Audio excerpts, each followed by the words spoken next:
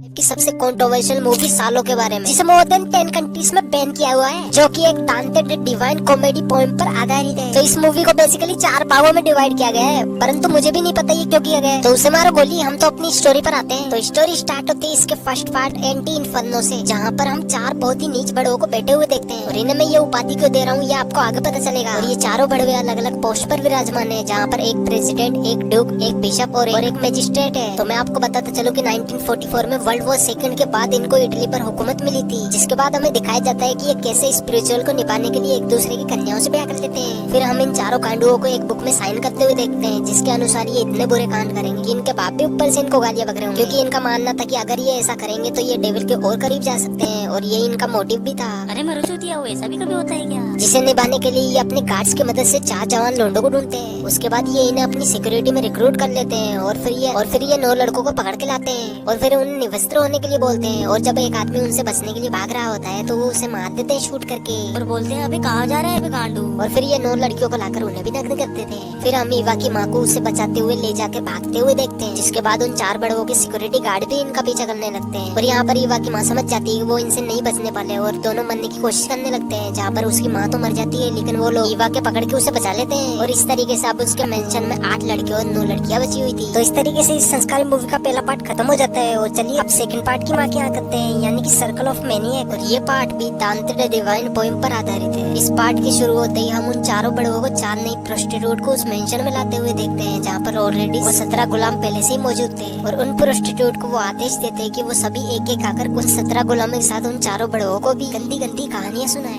ताकि इन कहानियों को सुनकर वो गुलाम आपस में मास्टरबेट करने लगे। और फिर हमें पता चलता है कि ये चारों बेटचोद खुद तो कानून नहीं मानते और ये इन 17 गुलामों के लिए कानून बना रखे हैं, जिसके अकॉर्डिंग कोई भी गुलाम अपने जैसे लिंग या विपरीत लिंग के साथ गुलगुलू नहीं कर सकता। और इस दौरान इन सभी गुलामों को नेकेड ही रहना पड़ेगा और ना ही ये भगवान का नाम ले सकते हैं, ना ही कुछ गलती कर सकते हैं। और फिर प्रोस्टिट्यूट अपने जीवन के सारे कस्टमरों के बारे में इनको बताने लगती है, जिससे गुलामों को भलाई घंटा फर्क न पड़ा हो, लेकिन वो चारों बड़े उत्तेजना से भर जाते हैं और किसी भी मेल या फीमेल गुलाम को समय समय पर खुराक देने के लिए कमरे में भी ले जाते हैं। और फिर इस प्रोस्टिट्यूट की कहानी से मोटिवेट होकर वो मजिस्ट्रेट एक लड़की को मास्टरबेशन करने के लिए बोलता है। और क्योंकि वो लड़की बहुत ही ज्यादा छोटी होती है तो उसे पता ही नहीं होता कि मास्टरबेशन होता क्या है, और मन ही मन उसे डॉग बोलने लगती है। और इन सब से तंग आकर वो किसी तरीके से वहाँ से निकलकर भागने लगती है। फिर मजिस्ट्रेट के साथ साथ कुछ गार्ड्स भी उसका पीछा करने लगते हैं और गार्ड्स आगे जाके उसे पकड़ भी लेते हैं। और अब वो उसके साथ क्या करेंगे ये हमें आगे पता चलेगा। फिर हम सभी को एक रूम में खाना खाते हुए देखते हैं। फिर एक गार्ड एक लड़की को नीचे पड़ी हुई रिंग उठाने के लिए बोलता है और इसी बात का फायदा उठाकर वो अपना सामान उसकी तिजोरी में रख देता है। और इस प्रक्रिया को देखकर पता नहीं उस बड़े को क्या ही चुल मस्ती है कि वो अपने दोनों सेब ले जाकर उस आदमी को दे देता है और बोलता है इसे भी काटो।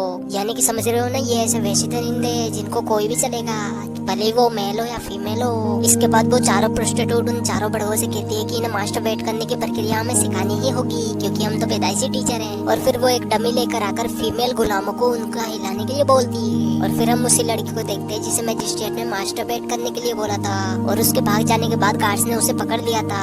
और फिर हम उस लड़की की डेड बॉडी को देखते हैं जिसे उन लोगों ने गला काट कर मार दिया था। और वो सभी गुलामों को वार्निंग भी देते हैं कि अगर किसी ने भी यहाँ से भागने की कोशिश की तो उसका भी असर यही होगा। और फिर हम मजिस्ट्रेट को देखते हैं जो कि अपने कूलों को चेयर पे से उठा लेता है और बोलता है कि अब हमें इसमें से एक मेल और फीमेल को चूज करके उनका ब्याह कराना चाहिए। फिर वो इन दोनों का शुभ मंगल विवाह कर देते हैं और उसके बाद उन दोनों को आपस में गुलगुलू करने के लिए एक रूम में छोड़ देते हैं। और जब वो दोनों इस बात को मानकर गुलगुलू करने लगते हैं तो पीछे से तो उन 4 बड़ों में से 2 बड़ों से रहा नहीं जाता और वो वहाँ पर आकर उन दोनों को रोक देते हैं। ये तो बड़ी बात हो गई, हाथ आया पर सामान न लगाया। फिर उसके बाद ये दोनों बड़वो उन दोनों के साथ इस क्रिया को संपन्न करने लगते हैं। उसके बाद ये चारों बड़वो उन फीमेल्स गुलामों को डॉग की तरह ट्रीट करने लग जाते हैं, डॉग की तरह खाना खिलाते हैं। और जब एक लड़की नहीं खाती तो उसके खाने में कील मिलाकर उसे खिला देते हैं, जिसकी वजह से उसके मुंह में से भी ब्लड आने लग जाता है। अब हम करते हैं इसके थर्ड पार्ट को एक्सप्लेन। तो आप इस पार्ट को स्किप कर सकते हो, लेकिन मैं आपको रिकमेंड करूंगा कि आप इस वीडियो को पूरा वॉच करें। तो दोस्तों अब थर्ड पार्ट स्टार्ट होता है, जहाँ पर सिग्नोरा मैगी नाम की सेकंड प्रोस्टिट्यूट आती है और अब वो अपने बारे में सभी को बताने लगती है। वो बताती है कि एक बार उसे अपनी माँ को ही मारना पड़ा था, जिस पर मजिस्ट्रेट बड़वा अपनी अपाइज बुद्धि से बोलने लगता है कि सैक्रिफाइस तो देना ही पड़ता है। इवन लोग बेवकूफ है जो कि माँ को ही सब कुछ अपना मानते हैं। फिर ईवा, जिसकी माँ ने मूवी के स्टार्टिंग में अपनी जान का सेक्रीफाइस करके उसको बचाने की कोशिश की थी, अपनी मॉम को याद करके रोने लगती है, जिस पर मजिस्ट्रेट काफी ज्यादा गुस्सा हो जाता है और अब ईवा भगवान का नाम भी लेने लग जाती है, जो कि उन बड़ों की नजरों में एक बहुत ही बड़ा पाप था। और अब गुस्साया मजिस्ट्रेट अपना पजामा खोल के वहीं पर सबके सामने शीट कर देता है और अब वो ईवा को उसे खाने के लिए बोलता है और मजबूरन ईवा को ये डिस्कस्टिंग चीज करनी ही पड़ती है। और इस सीन को देखकर मुझे भी दीपक कलाल की एक लाइन याद आ जाती है,